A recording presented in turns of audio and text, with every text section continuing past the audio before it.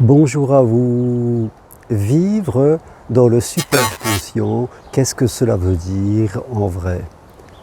Nous pouvons déterminer qu'un être humain peut vivre dans, je dirais, dans 3 niveaux. Le premier niveau, une personne est inconsciente, c'est-à-dire qu'elle va être dominée par ses émotions, par ses pulsions, par ses interprétations, par ses croyances du passé. Elle va être dominée par cela, elle va en faire une réalité et elle sera souvent ballottée dans sa vie. Elle n'a pas conscience, très peu conscience, des moteurs qui poussent ses comportements, soit vers l'avant, soit vers l'arrière. Voilà, elle n'en a que très peu conscience de son monde intérieur, elle en est déconnectée et elle est dominée par ses émotions, ses pulsions et ses interprétations. Donc là, c'est vraiment le niveau 1 de l'inconscience et souvent, ça va se ressentir dans notre vie professionnelle, sentimentale, relationnelle. On va souvent créer des problèmes. Deuxième niveau, je deviens un être un peu conscient de mon passé, de mes croyances. Je progresse. Maintenant, je vis encore au travers de mes interprétations, je vis encore au travers de mon système de défense que j'ai développé pour ne pas souffrir. Un avion passe, j'attends qu'il passe quelques instants, voilà. Donc, je suis conscient de certaines choses, je suis moins dominé, mais j'ai plutôt développé un système de protection pour ne pas revivre les émotions du passé. Je vis beaucoup au travers de mes filtres et je pose des sécurités et je reste souvent dans mes habitudes et derrière mes sécurités, on va dire que c'est le niveau 2, le niveau être simplement conscient. Puis il y a vivre dans le superconscient, c'est-à-dire vivre au travers de la foi, vivre avec Dieu en moi, quel que soit le nom que je lui donne, vivre au travers de l'intuition, au travers des synchronisations, croire que tout ce qu'il y a qui m'arrive dans la vie, que ce soit bon ou difficile, est là pour me faire progresser, être dans des prières, dans des méditations, comprendre que l'on est guidé, qu'on est là aussi pour glorifier le plus grand que nous, qu'on a une mission de vie. On fait beaucoup moins appel à son raisonnement parce qu'on sait que nos filtres sont limités. On fait beaucoup de demandes, de glorification, de louanges.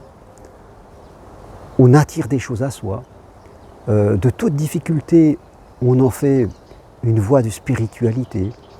Parce qu'on est connecté à ce super conscient qui est Dieu en nous, Christ en nous, si on est chrétien.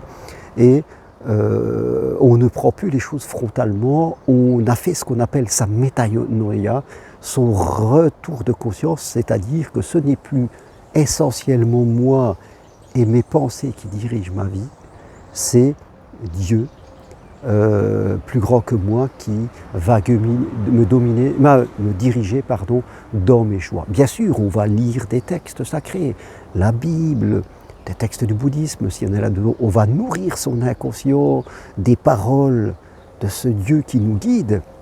Et là, on va entrer dans une autre dimension, la dimension de l'amour, la dimension de l'abondance.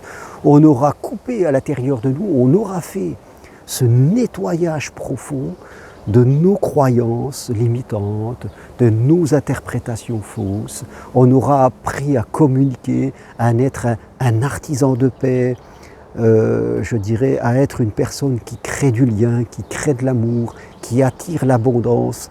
On sera vraiment dans une fluidité, on aura beaucoup moins de résistance et on sera comme la rivière qui coule, comme on dit. On sera vraiment guidé par le superconscient qui est Dieu, qui agit à travers moi. Je ne suis que le messager de ce qui fait, comme dirait saint Paul, ce n'est plus moi qui vis, c'est Dieu qui vit au travers moi. C'est un peu le principe.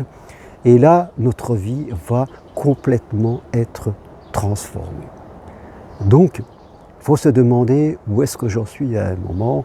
Est-ce que je suis encore dans un niveau d'inconscience plus ou moins fort et profond parce que je suis dominé par mes interprétations et mes émotions? Est-ce que je suis dans le conscient? Certes, je suis moins dominé, mais je reste quand même derrière le mur de mon système de protection pour ne pas souffrir. Et toute ma vie est guidée par ma raison. Voilà. C'est un autre niveau, un petit peu plus élevé que le premier, mais quand même assez faible. Où est-ce que je suis guidé par le superconscient? J'ai fait cette métanoïa, je me suis connecté, j'ai une vraie relation avec plus grand que moi, avec lequel je communique tous les jours. Et je me sens guidé dans ma vie. Là, je vais atteindre un autre niveau qui va complètement changer ma vie, que ce soit ma vie sentimentale, ma vie professionnelle, ma relation à l'argent, tout ça. Je vais être complètement une personne nouvelle et ma vie va devenir de plus en plus riche. Donc, posez-vous cette question. Où est-ce que vous en êtes? Soyez authentique avec vous. Ne faites pas de déni. Ne vous racontez pas des fausses histoires. Si vous êtes dans le superconscient, c'est vraiment vous en voyez le résultat dans votre vie. C'est-à-dire qu'à l'intérieur de vous, il y a beaucoup de paix, de confiance. Et vous voyez le résultat dans vos relations aux autres, dans votre vie sentimentale, dans votre relation à l'argent professionnel. Voilà, c'est fluide. Ça devient de plus en plus fluide. Si ne vous dites pas « je suis dans le superconscient » pour vous faire plaisir, alors que vous êtes seul, vous n'avez pas d'argent, je veux dire, vous avez des peurs, des réactions, c'est que vous n'y êtes pas. Il faut être authentique, se voir comme on est, c'est le point des départs pour pouvoir évoluer et ne pas se raconter l'histoire. Voilà ce que je partage avec vous. Si vous voulez aller plus loin, venez marcher sur le chemin de Compostelle fin juillet. Il reste 3 jours pour vous lancer dans ce chemin. Prenez une consultation avec moi ou devenez psychopraticien professionnel en suivant mon enseignement individuel possible à distance de chez vous. Retrouvez toutes les infos sur mon site internet. Merci, à bientôt, au revoir.